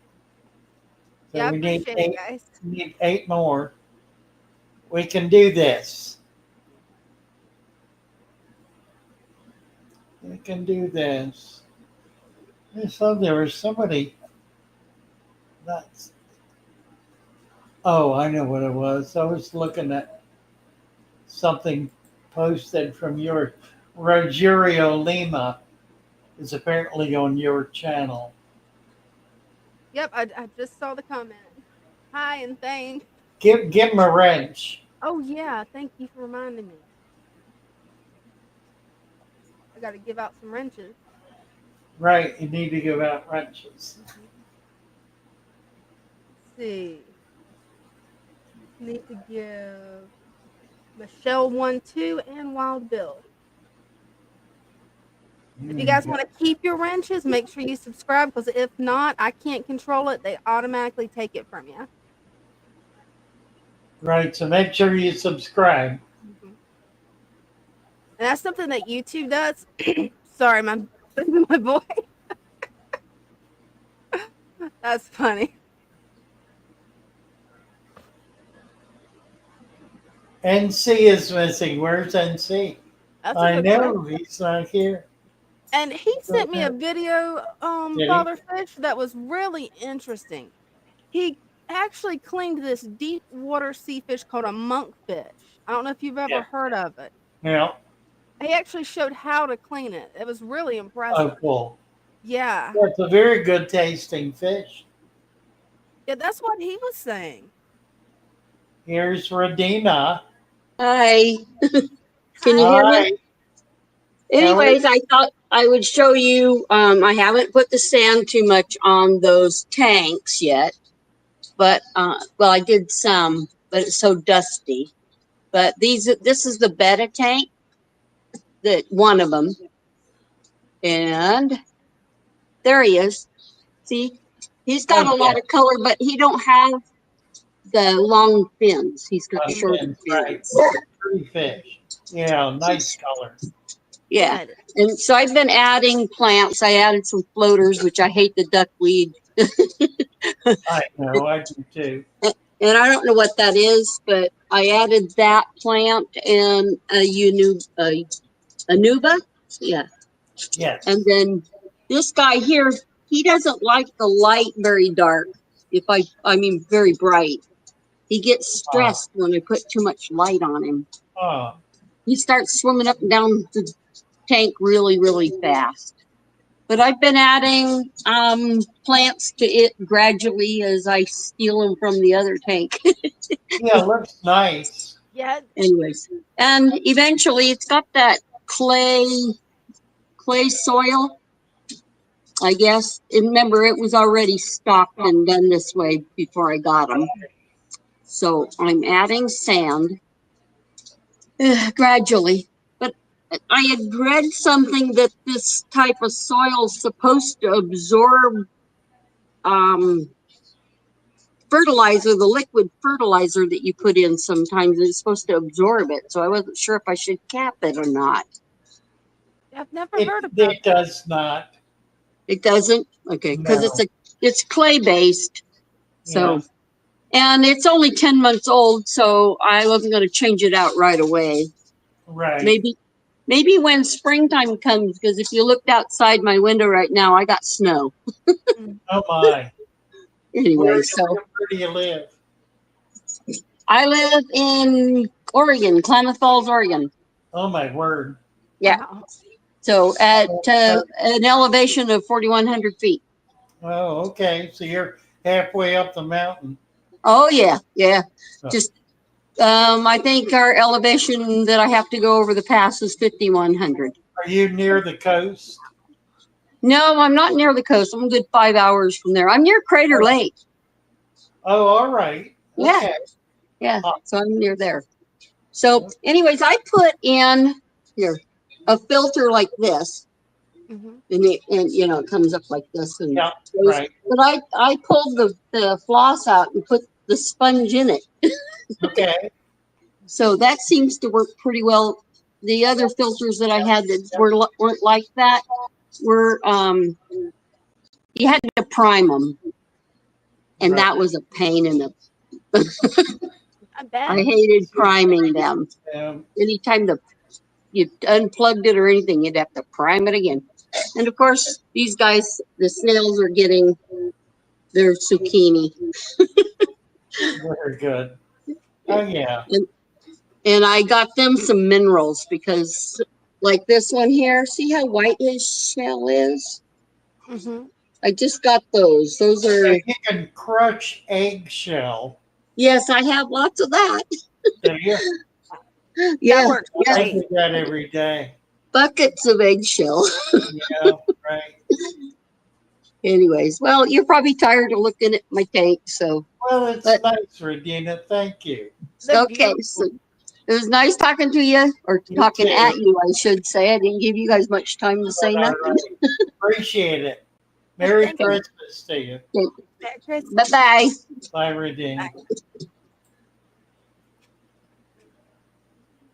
Let's see. Paula's in your, no, Paula's in mine.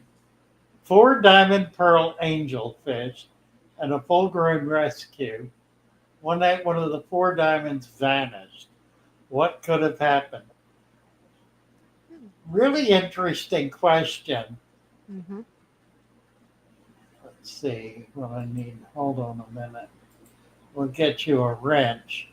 Paula, are you signed up on Dina's channel? Make sure you get over there. We're trying to get her to 800 tonight. If you could get over there, and we need about 5 more, I'm guessing. Let me check real quick. Actually, only 2 more and we're at 800. Oh my, 2 Yeah. more. Okay. Thanks, Paula, guys. see if you can get over there. We need 2 more people to get her to 800. Paula, really good question about what happens when a fish disappears. How is that even possible? You know, I have it happen occasionally. I had one disappear the other day. I have not found it yet. But there's a strange thing that happens when a fish dies if it is in a community tank. It will all of a sudden, the minute it dies, it turns into food. Everything will try to eat its carcass. Everything. And I have seen fish die, and within 15 minutes, there's a skeleton. Mhm. And 15 minutes later, the skeleton's gone. Same I mean, here. under an hour, and the fish is gone, completely eaten up. That's basically what happens when a fish dies. It becomes instantly. it becomes food for everything. Bashir, Bashir, Father Fish, if you had to tell someone one story about the fish keeping hobby from your years of keeping fish, what would that story be? I do stories every day, every I mean, throw a topic and I'll do a story. Really, I could probably do a story about anything if I just recollected. I have I have a terrible memory for certain things like people's names, but Same I have here. an incredible memory for anything having to do with fish. Now, names can throw me, but the experience I always remember in detail, and the the husbandry issues I've got a pretty good memory for. I guess it's because I'm interested. I mean, that Yeah, would make sense, wouldn't it? that would make sense. Because the things that interest us, it's always going to stick. And I'm horrible with names too. I'm horrible with them. 3G is saying I've caught my dog with fish breath more than once. Well, there's that too. Fish do jump out of tanks. And dogs So, will eat them. checking carefully around the tank for a carcass or something that's flopping. Mm-hmm. Coolie loaches will strip a fish to the bone quickly. Mm-hmm. Yeah, they do. They do indeed. I had a I had a fish die in my African tank overnight, and I saw it this morning, and I couldn't tell what it was. It was just kind of a lump of flesh, and now it's totally gone. I've And had it's the same not thing like happen with everything's picking. There'll be one fish that will graze on it, and then another one will graze on it. So it's not like they're all attacking it. It kind of doesn't work that way quite. It's more like one fish is really hungry and takes a notion to eat and just starts picking away at it for maybe, a period of time. And then another one will do the same thing. There are cases in which a couple of them will kind of tear it apart, but it's a strange business. it is. Okay. Are you at 800 yet? See, I'm at $7.99, so just need one more. One more. Let's get one more. One more. One more. I'm sure I'm signed up. I guess I better look. Ah, wouldn't that be bad? That would be I, hilarious. they really. I'm going. I'm gonna go look. Go to the channel. There we are. Subscribe with a black bell. Yeah, I'm good. I'm good. That was Lori. I could open another channel. Hey, I'm at 800. Got it. All right. All right. We made it. Wonderful. Thank you all. That's great. And we're gonna focus on this, Dina. We need to get you to 1,000. How are your hours, by the way? Actually, they're doing a lot better. I think I'm at one. Let me double check it before I say any numbers. Because they're doubled from what they were. Let's see.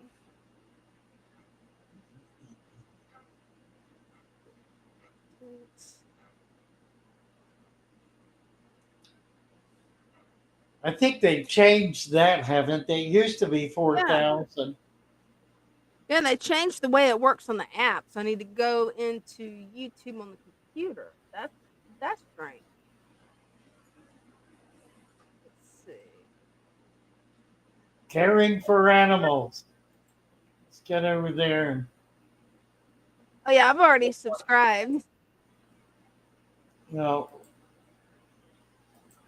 caring for animals is asking us to help her outside. Definitely.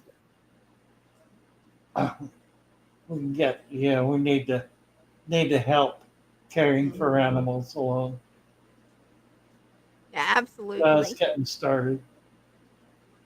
And Just my watch getting started. and I found the numbers. I'm actually at 1,611 watch hours. Need 3,000. Need 3,000. Okay. Well, for one thing, 3,000. For another thing, 4,000. And sorry about my voice, guys. We're losing you, are we? Yeah. Let's see. Well, I managed. There we are.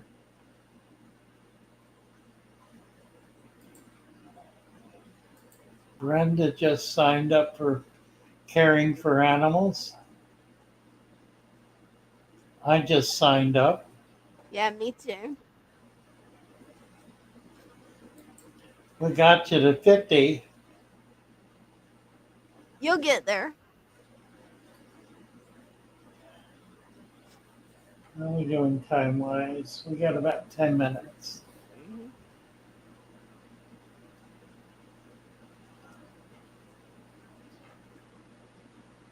Oh. Kim Minnie signed up. Awesome. Wonderful. Stan's funny. Redneck says, hang on. Stan says, hang on, Dana. Just 9 more minutes. That was good.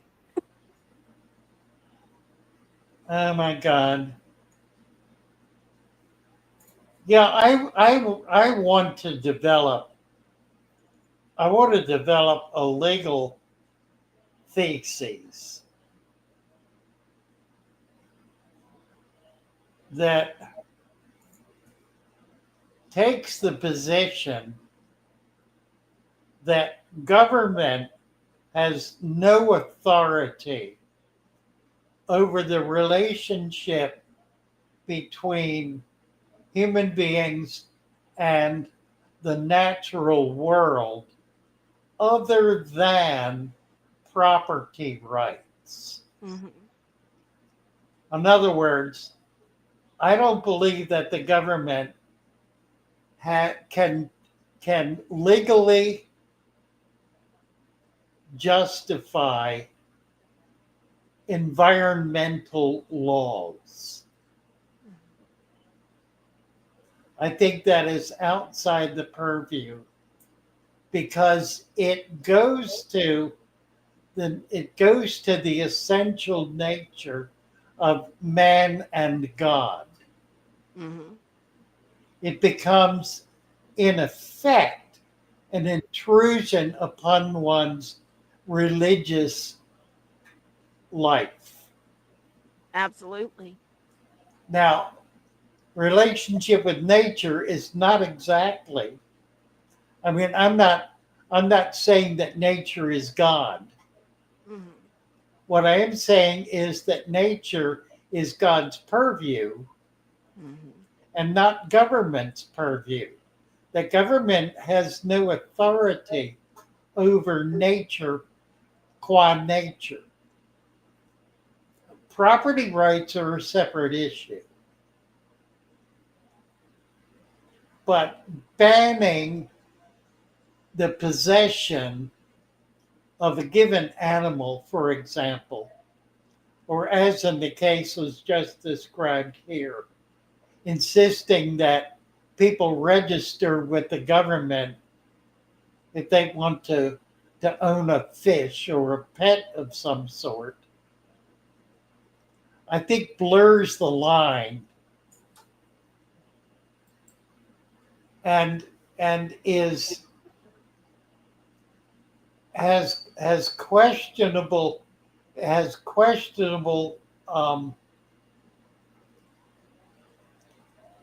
what's the word I want? I think the government does not have the right to intrude between a person and their relationship to air, earth, and water, Mhm. and the creatures on air, earth, and water. I don't see how that is legally, technically, and legally a viable position. It is assumed, government assumes that authority, but I believe that constitutionally and in terms of jurisprudence in general, the history of law, common law, and the like, that government has no grounds. And if you look at it, this kind of intrusion is really very recent. It's only been in the last 50 years or so that there has been any attempt by the government to claim any authority over the relationship between human beings and the natural world. And it's always done with, oh, we need to protect, but the reality is government doesn't protect anything. It is it is it destroys things.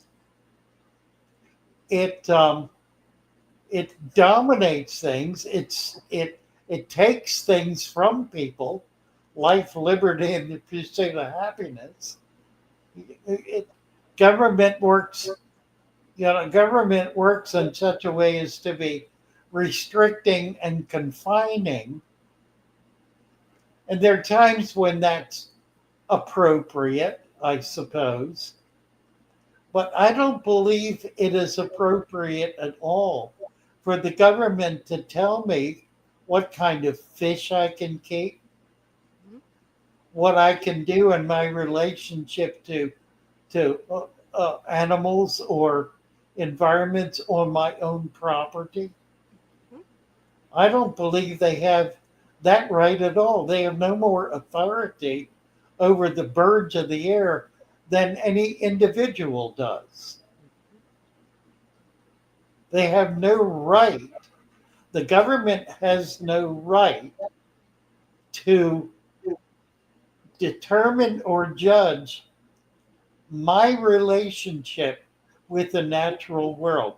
It certainly does have the right to determine my relationship with other human beings because that is its role. Its role is to affect human activity, to make laws and provide for human activity. But I don't see that it has any authority, any legal authority over nature other than that which it assumes to itself. But the Bible certainly does not grant government authority over nature. Exactly. Biblical authority doesn't. Traditional law doesn't.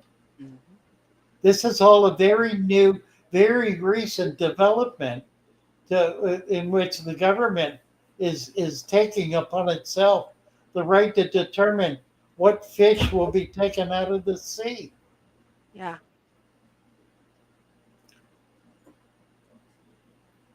Licensure, maybe it's a different matter. That's controlling human behavior vis-a-vis human human markets, human economy.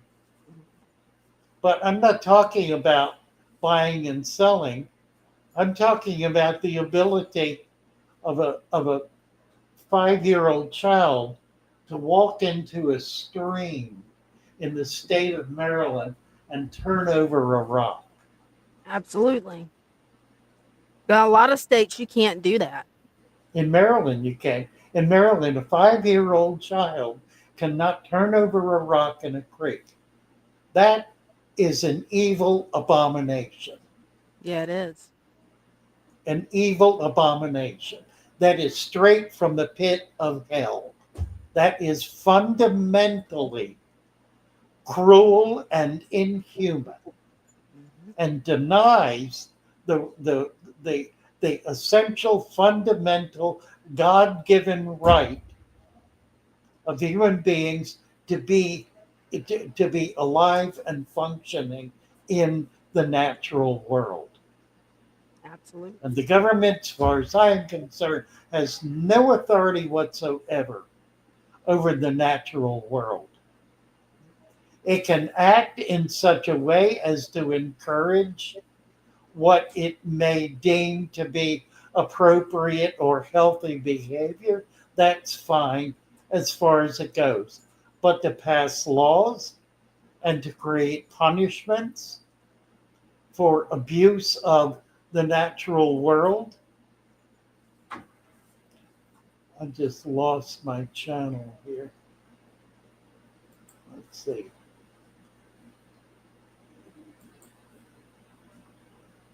I think that is an abuse of authority. Yeah, it is. And that got us through the last 10 minutes of our show this evening. So But we'll see if we can't make a little video out of that. Maybe do a short. hey, that'll work. That might get me banned. That might very well get me. That'll get a strike. It probably would, as Prob- insane as everything's gotten. It probably would. That's I the sad know. part. I know. Good thing is on I'm X you can say almost to that, the and point. Almost to the point where I don't care. I don't blame you. It's I'm gotten too getting close. insane. I'm getting really close. All right. We have let Kim me has get a over question here. for you. Pardon? Kim has a question for you. Yes. She's asking, broke down tank. How long will the wet soil be viable? Will it start to mold? And if so, will the mold hurt anything? If you can understand what I said. Broke down tank. How long will the wet soil be viable?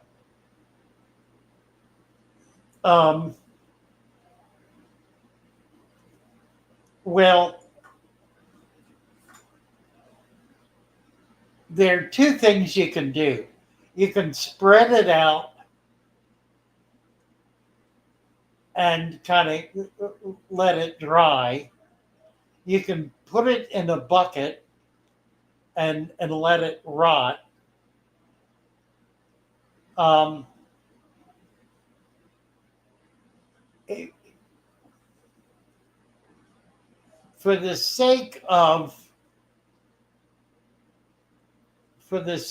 being able to use it without without a lot of yuck going on, I would not try to keep it more than a few days. A couple of days in a bucket, and you want to reuse it. Otherwise, it'll just get foul. And what it does, you can still use it because you're capping it with sand, but it's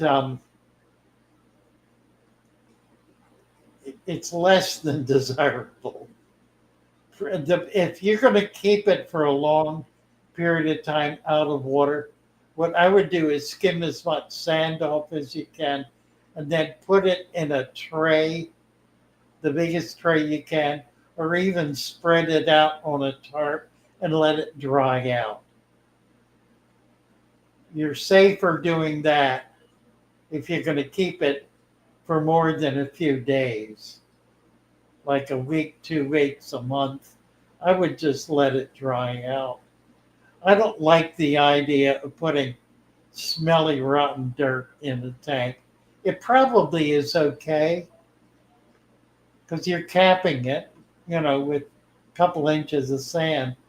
But I don't know that it seems less than desirable to do it. All right, let's sing a little song, shall we? You can do this. Sounds good. We can do this. I love my little fishes as they swim about their home. I love my little fishes as they swim about their home. I'm lip syncing because I ain't gonna torture you guys like this. And their colors begin to glow. I am drawn into a world where my heart longs to go.